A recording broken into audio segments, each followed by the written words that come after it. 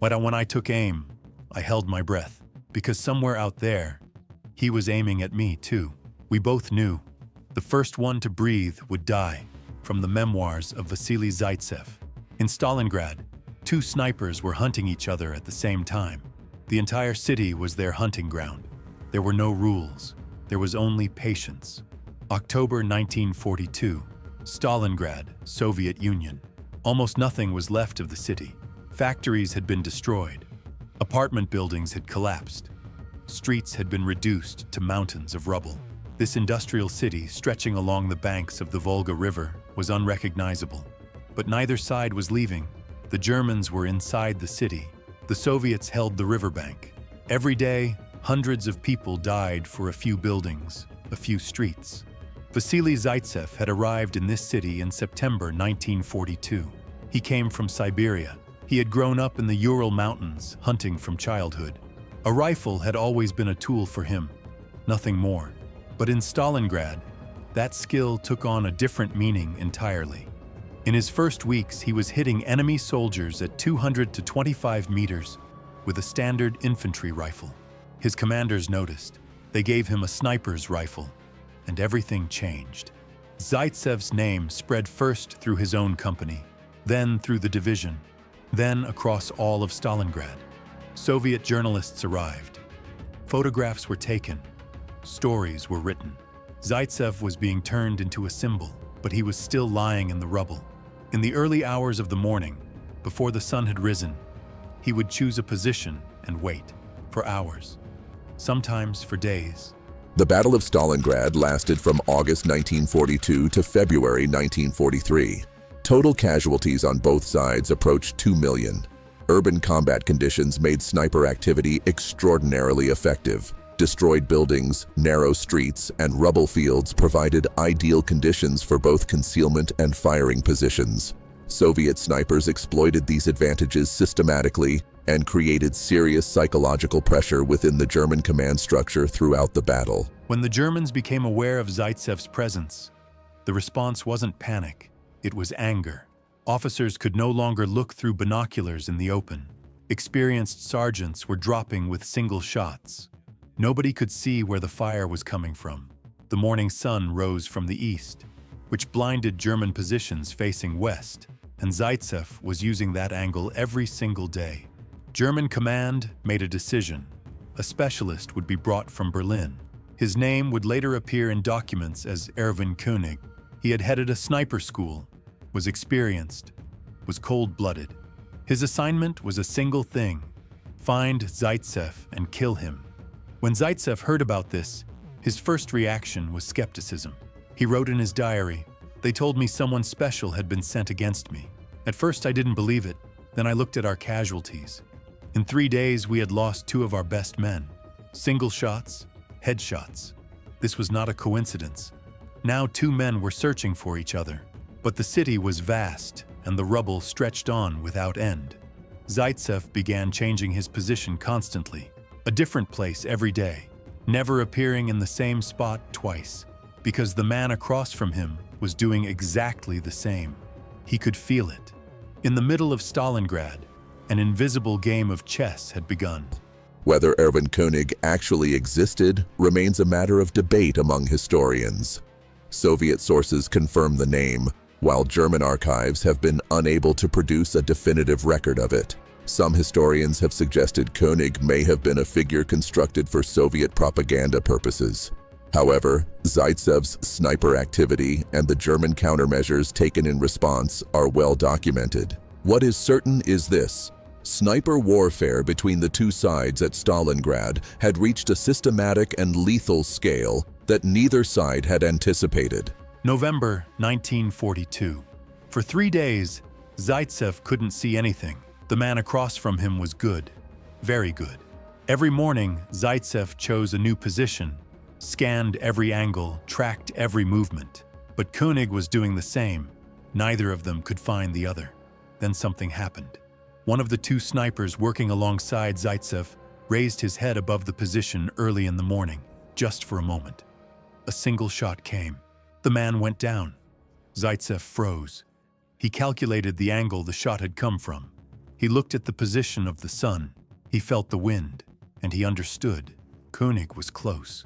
No more than 300 meters, and he was almost certainly behind a large pile of rubble with a clean line of sight directly ahead. But exactly where? Zaitsev lay completely still for the rest of the day. He didn't move, he didn't eat, he didn't drink, he just watched. Toward evening, he caught a small movement, a flash of metal. Sunlight had reflected off a scope, just for 1 second. It was enough. Zaitsev described that night this way. In that moment, everything became clear. When the sun rose in the morning, I knew exactly where to look. The question was, would he see me first? He waited for morning. He didn't sleep.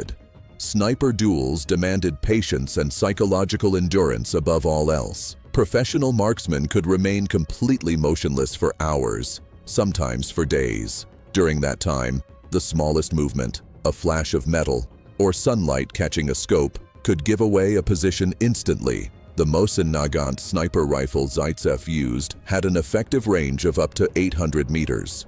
But in urban combat, technical capability was rarely the deciding factor. What mattered was who could wait longer and who would make the first mistake. Morning came.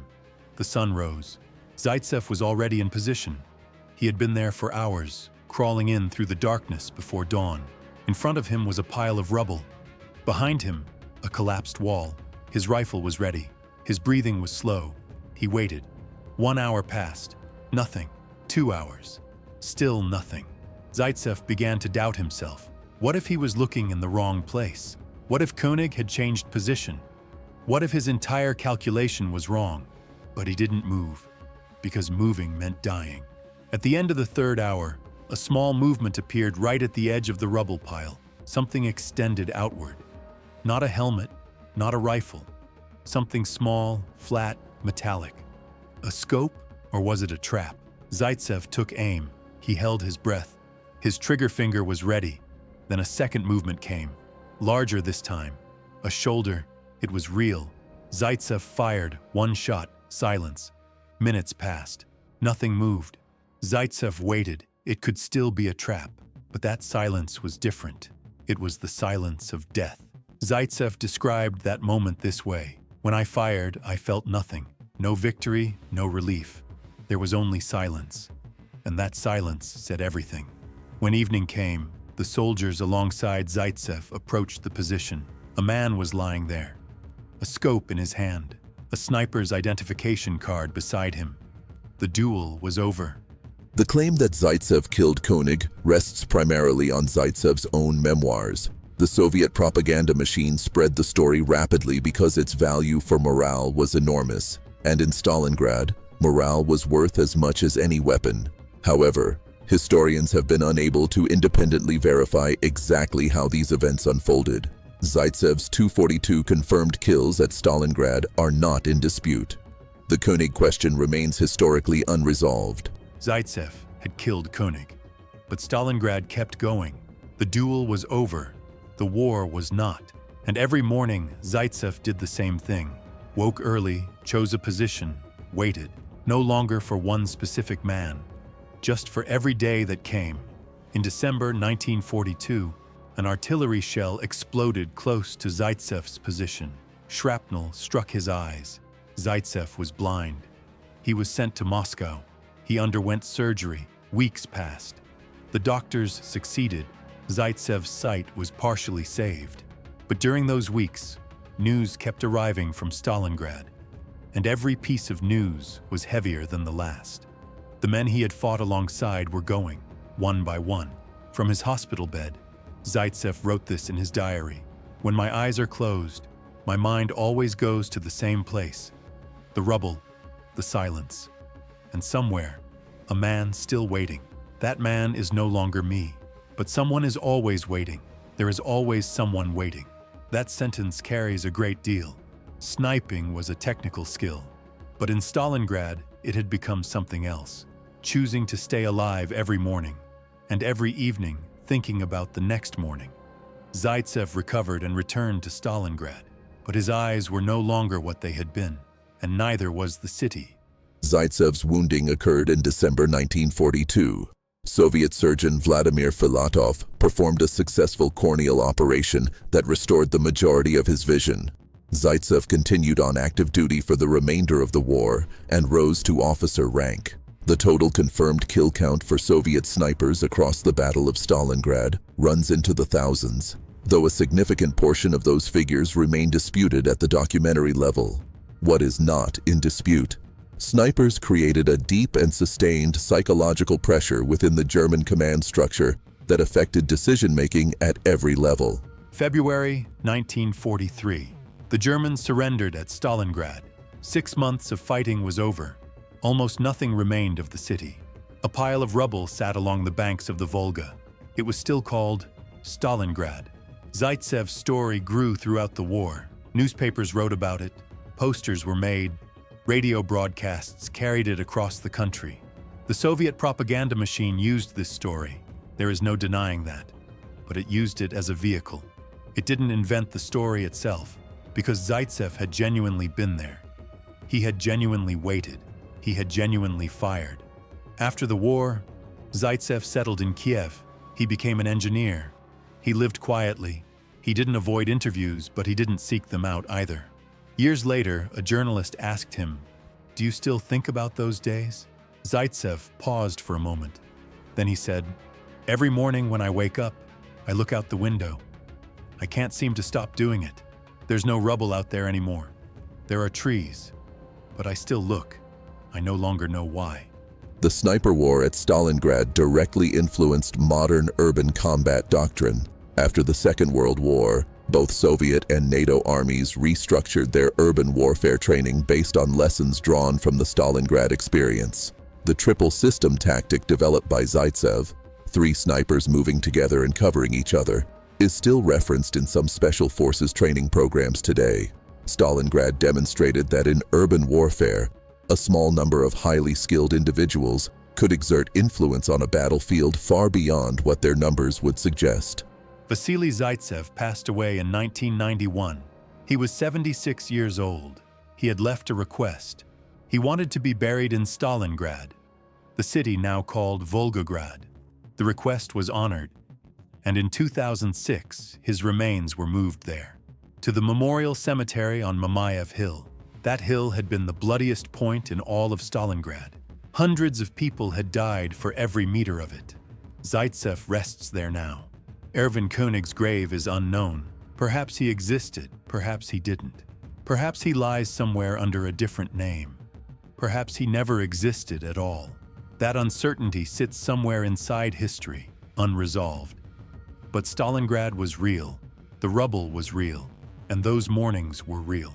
2 men doing the same thing at the same time. Waiting, holding their breath, trigger finger ready. One survived, one didn't. War is sometimes made of moments this small. A single breath, a single movement, a single shot. Everything in Stalingrad was destroyed. Buildings, streets, people. But the silence of those mornings is still somewhere out there. Above the Volga, among the rubble, what remains of one of the longest acts of waiting in the history of this war.